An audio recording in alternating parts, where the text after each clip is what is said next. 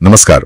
और आज हम एक बहुत ही दिलचस्प मानसिक सफर पर निकल रहे हैं। जी।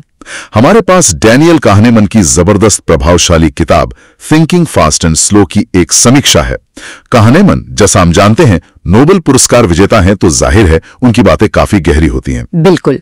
आज इस चर्चा का मकसद इस समीक्षा के जरिए यह समझना है कि हमारा दिमाग असल में सोचता कैसे है, मतलब फैसले कैसे लेता है। सुनने में शायद आसान लगे, पर है ये बहुत गहरा। हाँ, इसमें कई परतें हैं। समीक्षा में दिमाग के काम करने के दो मुख्य तरीकों का जिक्र है, सिस्टम 1 और सिस्टम 2। एक तेज, दूसरा धीमा। ये आइडिया ही अपने आप में काफी उत्सुकता जगाता है, जैसे हमारे अंदर दो इंजन चल रहे हों। हाँ, ये एक अच्छी उपमा है। तो फिर चलिए इस समीक्षा के आईने में थोड़ा झांकते हैं। इसमें जिस तेज और धीमी सोच की बात हुई है, जरा उसके बारे में थोड़ा विस्तार से बताएं। ये दो सिस्टम्स आखिर हैं क्या और ये काम कैसे करते हैं? बिल्कुल। समीक्षा इस कॉन्सेप्ट को बहुत ही साफ तरीके से रखती है। देखिए, पहला है सिस्टम 1, जिसे समीक्षा में तेज सोच कहा गया है। ये हमारे दिमाग का, कह सकते हैं, ऑटो पायलट मोड है। ऑटो पायलट, हाँ। ये सहज है, इंट्यूटिव है, तुरंत प्रतिक्रिया देता है और इसमें लगभग कोई मेहनत नहीं लगती। बिजली की तेजी से काम करता है ये। अच्छा। समीक्षा में इसके कई अच्छे उदाहरण दिए गए हैं। जैसे मान लीजिए आप भीड़ में किसी दोस्त का चेहरा देखते हैं, तुरंत पहचान लेते हैं। हाँ, फौरन। या गाड़ी चलाते हुए अचानक कोई सामने आ जाए तो पैर अपने आप ब्रेक पर चला जाता है, सोचा भी नहीं और हो गया। हाँ हाँ, बिल्कुल। या फिर जैसे किसी कमरे में घुसते ही वहां के माहौल का अंदाजा लग जाता है कि तनाव है या खुशी, या बहुत सिंपल 2+2 का जवाब 4, तुरंत। बिल्कुल। ये सब सिस्टम 1 का काम है।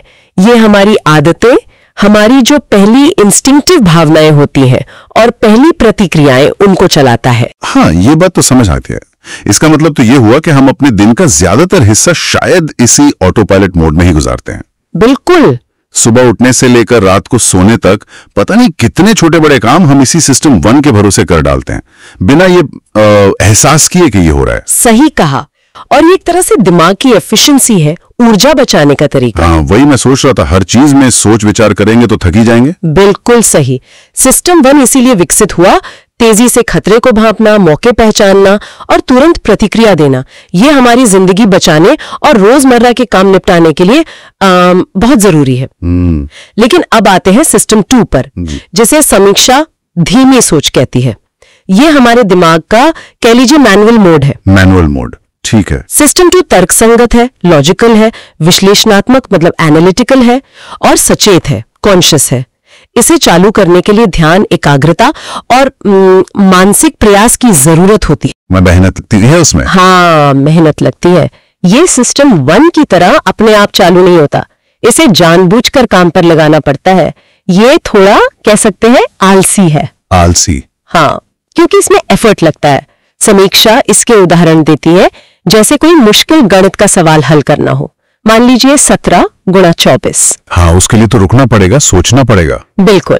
उसके लिए आपको रुककर, ध्यान लगाकर गणना करनी होगी। या फिर जब आप 2 अलग अलग नौकरी के ऑफर्स की तुलना कर रहे हो, किसकी सैलरी बेहतर, फायदे क्या है, आगे क्या स्कोप है, इन सब पर गौर करना सिस्टम 2 का काम है। कोई बड़ा निवेश करने का सोचना, या किसी तर्क की समीक्षा करना, या पहली बार किसी अनजान शहर में रास्ता खोजना, इन सब में सिस्टम 2 एक्टिव होता है। अच्छा, तो एक है हमारा तेज इंट्यूटिव पायलट जो ज्यादातर टाइम प्लेन उड़ा रहा है, और दूसरा है धीमा लेकिन ज्यादा ध्यान से सोचने वाला को पायलट, जिसे खास मौकों पर ही बुलाया जाता है। हाँ, कह सकते हैं। लेकिन समीक्षा इस बात पर इतना जोर क्यों देती है कि इन दोनों को अलग अलग समझना इतना जरूरी है? इसका हमारी असल जिंदगी में क्या मतलब है? क्या फर्क पड़ता है इससे? ये सवाल बिल्कुल सही जगह पर है और समीक्षा का यही, कह सकते हैं, सेंट्रल पॉइंट है। देखिए, प्रॉब्लम तब शुरू होती है जब हम सिस्टम 1 पर जरूरत से ज्यादा भरोसा करने लगते हैं। अच्छा। खासकर उन सिचुएशंस में जहां असल में सिस्टम 2 की जरूरत होती है। क्योंकि सिस्टम 1 तेज है, आसान है, तो हमारा दिमाग नेचुरली उसी रास्ते पर जाने की कोशिश करता है। हाँ, आसान रास्ता। बिल्कुल। और यहीं पर समीक्षा पूर्वाग्रहों मतलब बायसेस और सोचने की गलतियों यानी कॉग्निटिव एरर्स की बात करती है। सिस्टम 1 क्या करता है? वो जल्दी नतीजे पर पहुंचने के लिए कई दिमागी शॉर्टकट इस्तेमाल करता है। शॉर्टकट? हाँ, इन्हें ह्यूरिस्टिक्स कहा जाता है। मतलब सोचने के आसान नियम या अंगूठे के नियम। ये अक्सर काम कर जाते हैं लेकिन हमेशा नहीं। समीक्षा यही बताती है कि ये ह्यूरिस्टिक्स हमें भटका सकते हैं, गलत फैसलों की तरफ ले जा सकते हैं। ह्यूरिस्टिक्स, ये शब्द दिलचस्प है। तो ये जो दिमागी शॉर्टकट हैं, ये किस तरह के होते हैं? क्या समीक्षा में इसका कोई उदाहरण है? हाँ, समीक्षा में कुछ खास ह्यूरिस्टिक्स का जिक्र है जो सिस्टम 1 इस्तेमाल करता है। एक बहुत कॉमन है अवेलेबिलिटी ह्यूरिस्टिक, यानी उपलब्धता पूर्वाग्रह। उपलब्धता पूर्वाग्रह, इसका मतलब है कि हम किसी चीज की संभावना का अंदाजा इस बात से लगाते हैं कि उसका उदाहरण हमारे दिमाग में कितनी आसानी से आता है। अच्छा, जैसे अगर हमने हाल ही में टीवी पर या कहीं विमान दुर्घटना की खबरें ज्यादा सुनी या पढ़ी है, तो हमें हवाई यात्रा कार यात्रा से ज्यादा खतरनाक लगने लगती है। हाँ, होता है ऐसा। जबकि आंकड़े शायद कुछ और ही कहते हो, पर क्योंकि दुर्घटना की खबरें दिमाग में ताजा है, आसानी से उपलब्ध है, तो हमारा फैसला उस पर टिक जाता है। एक और उदाहरण है एंकरिंग बायस, यानी एंकरिंग पूर्वाग्रह। एंकरिंग, जैसे जहाज का एंकर। हाँ, कुछ वैसा ही। इसमें हम किसी भी फैसले के लिए मिली जो पहली जानकारी होती है ना, उसी पर बहुत ज्यादा टिक जाते हैं, उसी से बंध जाते हैं, भले ही वो बाद में उतनी जरूरी ना लगे। कोई उदाहरण इसका? जैसे आप कुछ खरीदने गए और मोल भाव कर रहे हैं। अगर दुकानदार शुरू में ही बहुत ऊंची कीमत बताता है, तो हमारा दिमाग उसी ऊंची कीमत के आसपास एंकर हो जाता है। हाँ। फिर अगर वो कीमत थोड़ी कम भी करता है, तो हमें लगता है कि अच्छी डील मिल गई, जबकि हो सकता है उस चीज की असल कीमत उससे भी बहुत कम हो।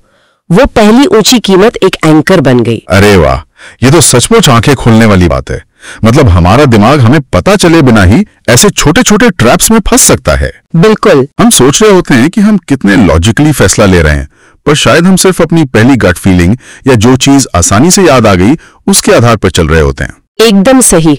और यही वजह है कि समीक्षा इस बात पर इतना जोर देती है कि जो महत्वपूर्ण फैसले हैं उनके लिए हमें सचेत रूप से जानबूझकर सिस्टम 2 को जगाना चाहिए, उसे काम पर लगाना चाहिए। मतलब ब्रेक लेना चाहिए। हाँ, रुकना होगा, अपनी पहली प्रतिक्रिया पर सवाल उठाना होगा और जानकारी जुटानी होगी। अलग अलग विकल्पों को तौलना होगा, विश्लेषण करना होगा और तब किसी नतीजे पर पहुंचना होगा।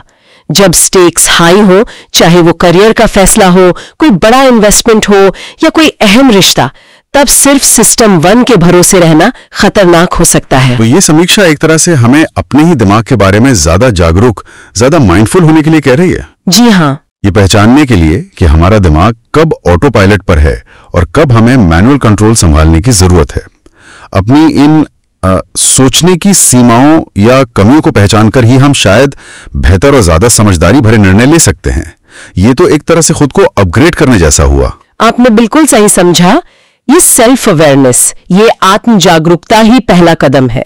और यहीं पर समीक्षा उन लोगों का जिक्र करती है जिनके लिए ये समझ खास तौर पर महत्वपूर्ण हो सकती है। हाँ, कौन लोग? जैसे निवेशक और व्यवसायी। उनके फैसले अक्सर बहुत कॉम्प्लेक्स जानकारी और अनिश्चितता पर आधारित होते हैं, जहां ये बायसेस बहुत भारी नुकसान करा सकते हैं। बात तो सही है। अगर वो एंकरिंग बायस या फिर ओवर कॉन्फिडेंस बायस, मतलब अपनी काबिलियत को जरूरत से ज्यादा आंकने के शिकार हो गए, तो परिणाम गंभीर हो सकते हैं। हाँ, और छात्रों का भी जिक्र था शायद समीक्षा में। उनके लिए कैसे काम का है? छात्रों के लिए, खासकर जो हायर एजुकेशन में है, उनके लिए लॉजिकल रीजनिंग और क्रिटिकल एनालिसिस, यानी तार्किक सोच और आलोचनात्मक विश्लेषण का विकास बहुत जरूरी है। सिस्टम 2 को मजबूत करना और यह समझना कि कैसे सिस्टम 1 उन्हें भटका सकता है। जैसे किसी तर्क को सिर्फ इसलिए मान लेना क्योंकि वो सुनने में अच्छा लग रहा है। ये उनकी पढ़ाई और आगे की सफलता के लिए बहुत महत्वपूर्ण है। ये उन्हें बेहतर तरीके से सीखने और प्रॉब्लम सॉल्विंग में मदद करता है। और फिर समीक्षा ये भी कहती है कि ये सिर्फ इन लोगों के लिए नहीं, बल्कि हर उस व्यक्ति के लिए जरूरी है जो अपने निर्णय लेने की क्षमता को सुधारना चाहता है। हाँ, देखा जाए तो ये तो हम सब पर लागू होता है, क्योंकि हम सब रोजाना न जाने कितने छोटे बड़े फैसले लेते हैं। निश्चित रूप से समीक्षा का सार यही है, उसका निचोड़ ये है कि हम अपने दिमाग के इन 2 ऑपरेटिंग सिस्टम्स को समझकर, ये पहचान कर कि कब कौन सा सिस्टम हावी है और जरूरत पड़ने पर सचेत रूप से धीमी विश्लेषणात्मक सोच यानी सिस्टम 2 को सक्रिय करके हम अपनी डिसीजन मेकिंग की क्वालिटी सुधार सकते हैं। हाँ, ये अहम है। हम इन बायसेस के शिकार होने से बच सकते हैं, ज्यादा तर्क संगत विकल्प चुन सकते हैं और अंततः एक ज्यादा सफल और शायद ज्यादा संतुष्ट जीवन जी सकते हैं। ये सिर्फ बड़े फैसलों के लिए नहीं है, बल्कि हमारी रोजमर्रा की बातचीत, हमारी धारणाओं, हमारी आदतों पर भी लागू होता है। ये समझना कि हमारा दिमाग कैसे शॉर्टकट लेता है या कब, जैसा आपने कहा, आलस करता है, ये जानना ही अपने आप में एक बड़ी ताकत है। बिल्कुल। तो कुल मिलाकर इस समीक्षा से जो तस्वीर उभरती है वो ये है कि हमारे पास सोचने के दो गियर हैं। एक तेज ऑटोमेटिक पहला गियर यानी सिस्टम 1, जो ज्यादातर समय गाड़ी चलाता है क्योंकि वो आसान है, और दूसरा है धीमा, ज्यादा ताकतवर लेकिन मेहनत मांगने वाला दूसरा गियर सिस्टम 2, जिसे हमें चढ़ाई चढ़ते वक्त या मुश्किल रास्तों पर सोच समझकर लगाना पड़ता है। और ड्राइविंग का असली हुनर शायद इसी में है कि कब गियर बदलना है ये जानना और उस पर अमल करना। ये एक बहुत बहुत सटीक उपमा है, और इसी समझ को थोड़ा और आगे ले जाते हुए समीक्षा हमें एक तरह से सोचने पर मजबूर करती है, एक मानसिक प्रयोग करने के लिए। कैसा प्रयोग? जरा अपने किसी हालिया फैसले के बारे में सोचिए, कोई भी फैसला जो आपने बहुत तेजी से लिया था, लगभग बिना सोचे समझे। ठीक है, सोचता हूं। अब उस स्थिति का थोड़ा विश्लेषण कीजिए। क्या वो फैसला पूरी तरह सिस्टम 1 का नतीजा था? आपकी पहली प्रतिक्रिया, आपकी इंट्यूशन, या जो कुछ भी उस वक्त आसानी से दिमाग में आया? शायद हाँ। अब कल्पना कीजिए, अगर आपने उस वक्त थोड़ा सा पॉज लिया होता, जानबूझकर सिस्टम 2 को जगाया होता, तथ्यों को दोबारा देखा होता, दूसरे ऑप्शंस को तौला होता, लॉन्ग टर्म नतीजों के बारे में सोचा होता, तो क्या आपका फैसला वही रहता? ओहो। या शायद कुछ अलग होता? और सबसे महत्वपूर्ण सवाल, क्या वो अलग फैसला शायद बेहतर होता? ये वाकई एक गहरा सवाल है जिस पर विचार करना चाहिए। अपनी फैसलों को इस लेंस से देखना, सिस्टम 1 बनाम सिस्टम 2, निश्चित रूप से हमें अपने सोचने के पैटर्न के बारे में बहुत कुछ सिखा सकता है। ये एक आईना देखने जैसा है जो शायद हमें वो दिखाए जो हम आमतौर पर नहीं देख पाते।